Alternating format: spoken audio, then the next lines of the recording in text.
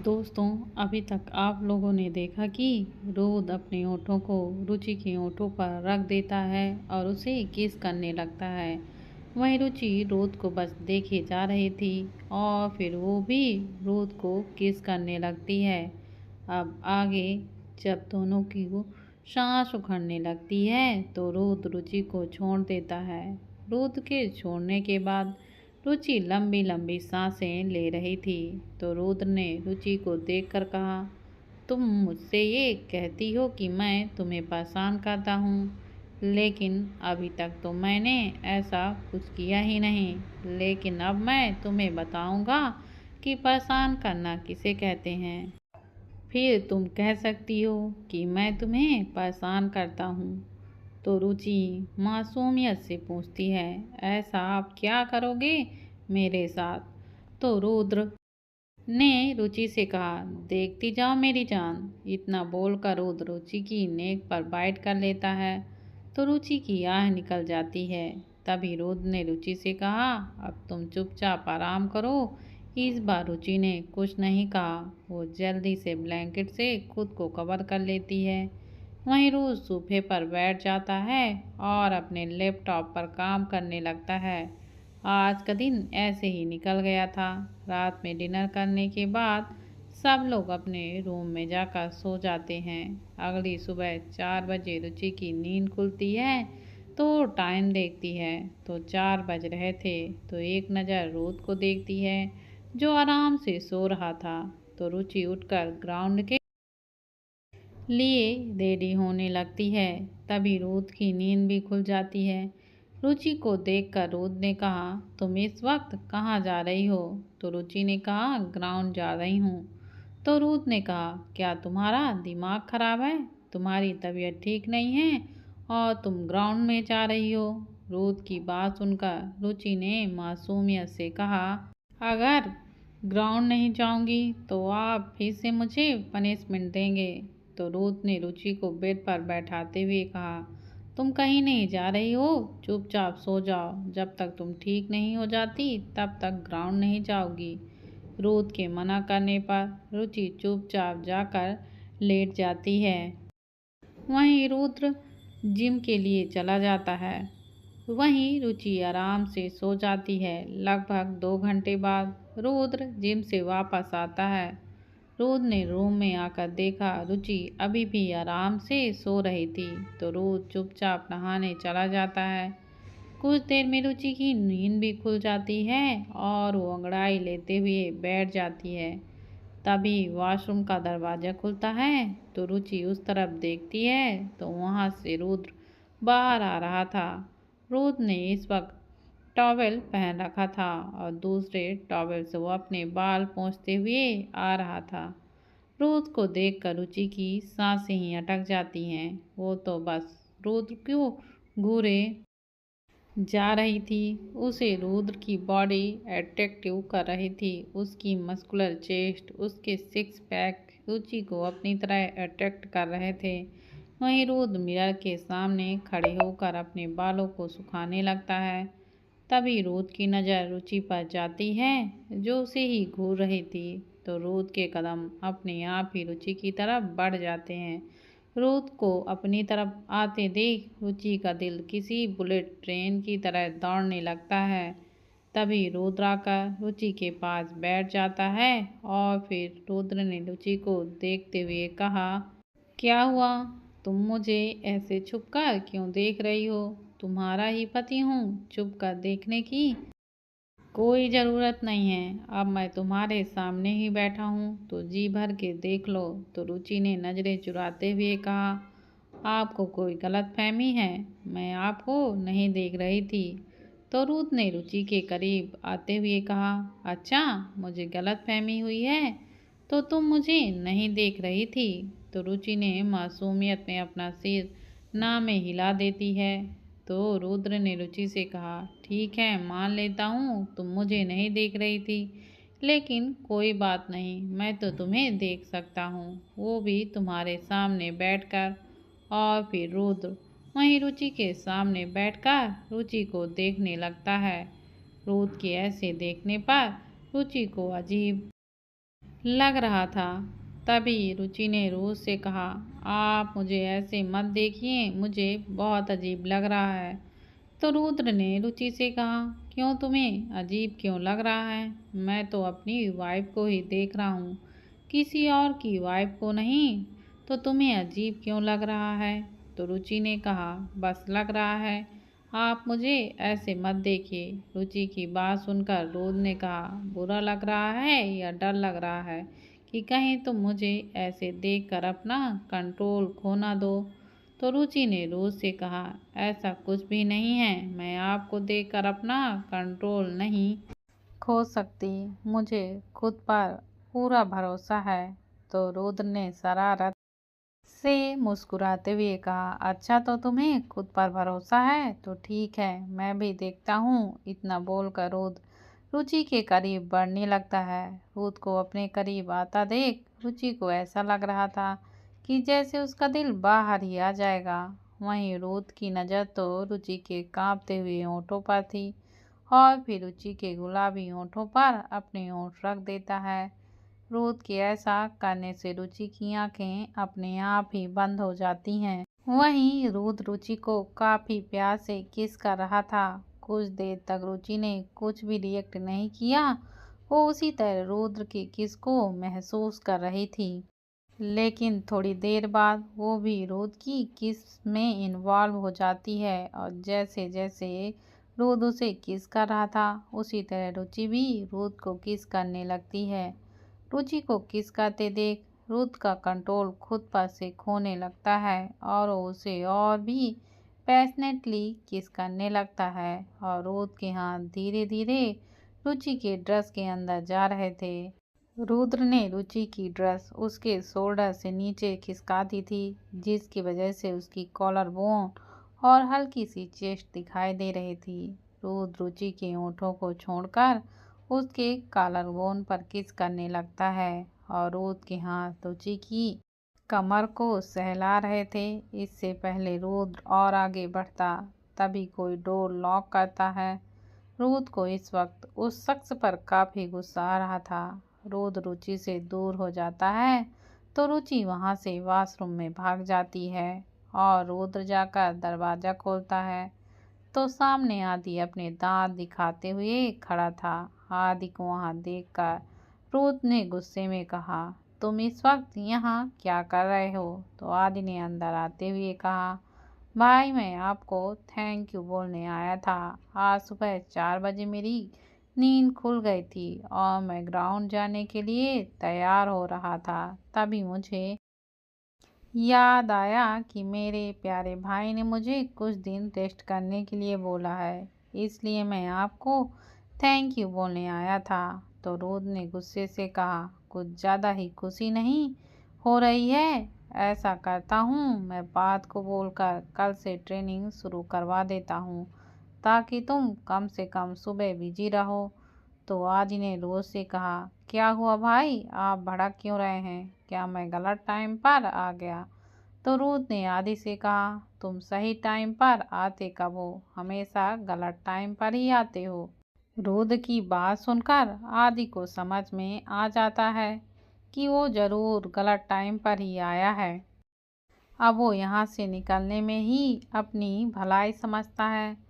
तभी आदि ने वहाँ से बाहर जाते हुए कहा, आई एम सॉरी भाई, मैं जा रहा हूँ, मुझे नहीं पता था कि मैं गलत टाइम पर आ जाऊँगा। इतना बोलकर आदि वहाँ से ऐसे भागता है जैसे उसके पीछे कोई भूत पड़ा हो। आदि को ऐसे भागते हुए देख रुद्र एक गहरी सांस लेते हुए वहाँ से रेडी होने चला जाता है। वहीं रुचि वॉशरूम में मिरर के सामने खड़ी थी और मिरर में खुद को देखते हुए कहती है, ये मुझे क्या हो रहा है? अब भी वो मेरे सामने आते हैं तो पता नहीं मुझे क्या हो जाता है। मैं खुद पर से अपना कंट्रोल ही खो देती हूँ और उनके साथ बहती चली जाती हूँ। फिर रुचि की नज़र अपनी नेक पर जाती है जहाँ रुद्र के किस करने पर रेड मार्क बन गया था, जिसे देखकर रुचि के होठों पर स्माइल आ जाती है और फिर वो मुस्कुराते हुए वहाँ से नहाने चली जाती है। वहीं रुद्र रेडी होकर नीचे हॉल में चला जाता है। रोद हॉल में जाकर देखता है वहाँ प्रथम, पार्थ और रवि रेडी होकर खड़े थे। तभी प्रथम ने रोद से कहा, रोद हम निकलते हैं, शाम को मिलते हैं गुड न्यूज के साथ। फिर वो वहाँ से चले जाते हैं। जब प्रथम बाहर जा रहा था तभी वो प्राची से रास्ते में टकरा जाता है। प्राची को देखकर प्रथम के फेस पर स्माइल आ जाती है। वहीं प्राची ने प्रथम पर भड़कते हुए कहा, अंधे हो गए हो क्या? देखकर नहीं चल सकते? अगर मैं गिर जाती तो मुझे चोट लग जाती। तो प्रथम ने मुस्कुराते हुए कहा, डोंट वरी, मैं तुम्हें गिरने नहीं देता और आज के बाद जिंदगी में कभी नहीं गिरने दूंगा, ये वादा है मेरा। इतना बोलकर प्रथम वहाँ से मुस्कुराते हुए चला जाता है। प्रथम की बात सुनकर प्राची चिढ़ते हुए खुद में बड़बड़ाते हुए जा रही थी। प्राची ने बड़बड़ाते हुए खुद से कहा, समझता क्या है अपने आप को? जब देखो तब मेरे साथ फ्लर्ट करता रहता है, एक नंबर का छिछोरा है। तभी हॉल में खड़ी रुचि ने प्राची से कहा, क्या हुआ प्राची, तू इतने गुस्से में क्यों है? तो प्राची ने रुचि से कहा, वो क्या है ना, रास्ते में मुझे एक पागल मिल गया था, उसी वजह से मेरा दिमाग खराब हो गया। तो रुचि ने प्राची को अपने पास बैठाते हुए कहा, अच्छा यहाँ और अपना गुस्सा ठंडा कर। रुचि के बोलने पर प्राची वहीं सोफे पर बैठ जाती है और रुचि भी प्राची के बगल में बैठ जाती है। तभी प्राची की नज़र रुचि के नेक पर जाती है जहाँ रेड मार्क बना हुआ था। तो प्राची ने मुस्कुराते हुए कहा, रुचि तेरा और रोद का रिलेशन कैसे चल रहा है? तो रुचि ने प्राची से कहा, हमारा रिश्ता जैसे था वैसा ही चल रहा है।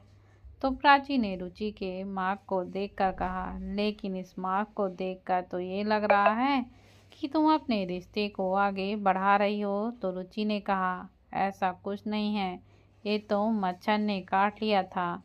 तो प्राची ने कहा, अच्छा, तो अब मेरी फ्रेंड समझदार बन रही है, चलो अच्छा है। वहीं दूसरी तरफ प्रथम के मॉम डैड प्राची के घर गए हुए थे प्राची का हाथ मांगने। प्राची के घर के सामने गाड़ियां देखकर वहां के सभी लोग हैरान थे। वहीं प्राची की फैमिली भी उन लोगों को देखकर हैरान थी। तभी प्राची की मां ने शिल्पी जी से कहा, जी आप लोग कौन हैं और हमारे घर क्यों आए हैं? तो शिल्पी जी ने मुस्कुराते हुए कहा, जी मेरा नाम शिल्पी अग्निहोत्री है और ये मेरे पति हितेश अग्निहोत्री हैं और हम यहाँ आपकी बेटी का हाथ मांगने आए हैं अपने बेटे के लिए। तो प्राची के भाई ने हितेश जी से कहा, आप तो अग्निहोत्री इंस्टीट्यूट के मालिक हैं ना? तो हितेश जी ने कहा, जी मैं वही हूँ। तो प्राची के पापा ने हितेश जी से कहा, आप लोग इतने बड़े लोग हैं, फिर आप मेरी बेटी का हाथ अपने बेटे के लिए क्यों मांगने आए हैं? तब शिल्पी जी ने मुस्कुराते हुए कहा, क्योंकि आपकी बेटी हमें पसंद है और हमारे बेटे को भी, इसलिए हम आपकी बेटी का हाथ मांगने आए हैं। तो प्राची का भाई अपने पापा को अपने साथ ले जाता है और उसने अपने पापा से कहा, पापा आप इस रिश्ते के लिए हाँ कर दीजिए, इतना अच्छा रिश्ता फिर नहीं आएगा। तो प्राची के पापा ने कहा, लेकिन प्राची यहाँ नहीं है, हम उसे बिना पूछे कैसे रिश्ता तय कर दें? तो प्राची के भाई ने कहा, पापा प्राची के लिए क्या सही है और क्या गलत, उसका फैसला आप तो करना है, वो बच्ची है, वो नहीं जानती। अगर आप इस रिश्ते के लिए मना कर देंगे तो फिर कभी ऐसा रिश्ता चल कर नहीं आएगा। और मैंने इनके बेटे के बारे में भी सुना है, वो रुद्र सिंह ओबरॉय के साथ रहता है। तो प्राची के पापा ने कहा, ठीक है, और फिर वो बाहर चले जाते हैं। फिर प्राची के पापा ने हितेश जी से कहा, हमें ये रिश्ता मंजूर है। तो शिल्पी जी ने खुश होते हुए अपने एक सर्वेंट को इशारा किया, तो बाकी सभी के साथ हाथों में सामान और कपड़ों से ढके हुए थाल लेकर आते हैं। तो शिल्पी जी ने कहा, हमारी तरफ से ये हमारी होने वाली बहू के लिए शगुन है और हम पंडित जी से कहकर सगाई का मुहूर्त भी निकलवा लेंगे। तो प्राची के पापा जी ने कहा, इनकी क्या ज़रूरत थी? तो शिल्पी जी ने कहा, ज़रूरत कैसे नहीं है, आखिर हमारी बहू के लिए है। अच्छा, अब हमें चलना चाहिए। हम शाम तक पंडित जी से बात करके सगाई का मुहूर्त निकालते हैं। और फिर वो लोग वहाँ से चले जाते हैं। शिल्पी जी ने गाड़ी में रोद को कॉल किया। तो रोद ने कहा, जी आंटी बोलिए क्या हुआ? तो शिल्पी जी ने खुश होते हुए कहा, जैसे तुमने कहा वैसा ही हुआ। शायद तुम सही थे, अगर प्राची वहाँ होती तो वो कभी नहीं मानती। तो रोद ने कहा, हाँ आंटी, अगर प्राची को पता चलता तो वो मना कर देती, क्योंकि वो प्रथम को गलत समझती है और मैं ऐसा नहीं होने दे सकता था। इसलिए आज मैंने जानबूझकर उसे यहाँ बुलाया था। तो शिल्पी जी ने रोज से कहा, रोज क्या ये सही है? हमने प्राची के साथ कुछ गलत तो नहीं किया? तो रोज ने कहा, हाँ आंटी, ये सही है, हमने प्राची के साथ कुछ गलत नहीं किया। प्राची को प्रथम से अच्छा लड़का नहीं मिल सकता था। और फिर शिल्पी जी ने रोज से बात करने के बाद कॉल को कट कर देती है। वहीं रोद रुचि के पास जाता है, जो प्राची से बात कर रही थी। तो रोद ने प्राची से कहा, प्राची, आज के लिए इतना ही, अब तुम घर जा सकती हो। मुझे मेरी वाइफ के साथ कुछ टाइम स्पेंड करना है। रोद की बात सुनकर प्राची वहाँ से चली जाती है। प्राची के जाने के बाद रुचि ने रोज से कहा, आपने प्राची को जाने के लिए क्यों कहा? मुझे उससे और बातें करनी थी। तो रोद ने रुचि के पास आते हुए कहा, क्योंकि अभी मुझे अपनी वाइफ के साथ कुछ टाइम स्पेंड करना था, इसलिए मैंने प्राची को उसके घर भेज दिया ताकि वो भी थोड़ा रेस्ट कर लेगी। और फिर रोद जाकर रुचि के पास बैठ जाता है। रुचि रोद की हरकत की वजह से चिढ़ जाती है। तो रोद ने रुचि से कहा, क्या हुआ? तुम ऐसी शक्लें क्यों बना रही हो? तो रुचि ने गुस्से में कहा, आपको मेरी खुशी बिल्कुल भी देखी नहीं जाती। तो रोद ने कहा, मैंने ऐसा क्या किया है? तो रुचि ने कहा, आपने प्राची को घर भेज दिया, उससे बात करके अच्छा लगता था, वरना पूरे दिन इसी घर में पड़े पड़े बोर हो जाती हूँ। ना ही आप मुझे बाहर जाने देते हो और खुद कहीं बाहर नहीं ले जाते। तो रोद ने कहा, ठीक है, हम शाम को मॉल चलते हैं। खुश? तो रुचि ने खुश होते हुए कहा, आप सच बोल रहे हैं या फिर से मुझे बेवकूफ़ बना रहे हैं? तो रोद ने रुचि से कहा, मैं सच बोल रहा हूँ, लेकिन बदले में तुम्हें भी मुझे कुछ देना पड़ेगा। तो रुचि ने खुश होते हुए कहा, आपको क्या चाहिए? तो रोद ने रुचि के करीब जाते हुए कहा, मुझे किस चाहिए। रोद की बात सुनकर रुचि ने कहा, बस इतनी सी बात? और फिर वो आगे आकर रोद के गाल पर किस कर देती है। रुचि के इस हरकत पर रोद अपना सिर पीट लेता है और खुद से कहता है, मेरी बीवी तो सच में बच्ची है। रोमांस नाम की भी कोई चीज़ होती है, उसके बारे में तो पता ही नहीं। रोद को देखकर रुचि ने कहा, क्या हुआ, आप ऐसे क्यों बैठे हैं? तो रुद्र ने रुचि से कहा, मैं कोई छोटा सा बच्चा हूँ जो तुम मुझे गाल पर खींच कर देकर मना लोगी? फिर रुद्र ने अपने होठों की तरफ इशारा करते हुए कहा, मुझे यहाँ किस चाहिए, वो भी जैसे मैं तुम्हें किस करता हूँ। तो रुचि ने रोज से कहा, लेकिन मुझे किस करना नहीं आता। तो रोद ने कहा, कोई बात नहीं, तुम कोशिश तो करो, अगर कोशिश ही नहीं करोगी तो कैसे सीखोगी? तो चलो किस करो। रोद की बात मानकर रुचि अपने होठों को रोद के होंठ पर रख देती है और उसे किस करने लगती है, लेकिन रुचि को सच में किस करना नहीं आता था। जब रोद उसे किस करता था तब वो उसे कॉपी करती थी, लेकिन आज खुद से किस नहीं कर पा रही थी। वो रुद्र के होठों को काट रही थी। फिर रुद्र अपना एक हाथ को रुचि के सिर के पीछे ले जाता है और उसे किस करने लगता है। अब रुचि रुद्र की कॉपी कर रही थी और फिर रुद्र उसी तरह किस करते हुए रुचि को बेड पर लेटा देता है और फिर धीरे धीरे रुचि के शर्ट के बटन खोलने लगता है। रुद्र के ऐसा करने पर रुचि का दिल जोरों से धड़क रहा था। उसे समझ में नहीं आ रहा था कि वो क्या करे। उसका दिमाग रुद्र को रोकने के लिए कह रहा था, लेकिन दिल कह रहा था कि वो रुद्र को रोके ना।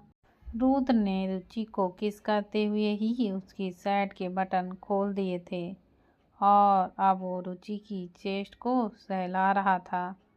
रुद्र की छुअन से रुचि मदहोश होती जा रही थी और फिर रुद्र रुचि के होठों को छोड़कर उसकी चेस्ट पर किस करने लगता है। रुद्र रुचि को किस करते हुए उसकी चेस्ट पर लव बाइट भी दे रहा था, जिससे रुचि की तो हल्की हल्की समझ जाता भी है निकल कि रही थी। उसका रुचि प्यारा को छोटा रुद्र की भाई ही होगा। करीबी अच्छी लग रही थी। रुचि के ऊपर तभी से उनके उठते रोमांस हुए में कहा, बाधा डालने तुम के यहीं लिए रहो। दरवाजे पर नॉक करता है। मैं देखता हूँ। तो और रुद्र फिर पहले जाकर तो इग्नोर दरवाजा कर देता खोलता है, तो लेकिन दोबारा से था फिर वैसा से ही कोई हुआ। नॉक करता है। सामने आदि खड़ा हुआ था तो रुद्र ने इरिटेट होते हुए कहा, तुम यहाँ इस वक्त क्या कर रहे हो? तो आदि ने कहा, भाई घर पर कोई नहीं है, दादू 3 दिन से बाहर गए हुए हैं और बाकी सब लोग भी घर पर नहीं हैं। तब रुद्र ने कहा, तो मैं क्या करूं? तुम जाकर सो जाओ और मुझे भी अकेला कुछ देर के लिए छोड़ दो। इतना कहकर रुद्र गेट को बंद कर देता है और वहीं अब तक तो रुचि भी वॉशरूम पर जा चुकी थी।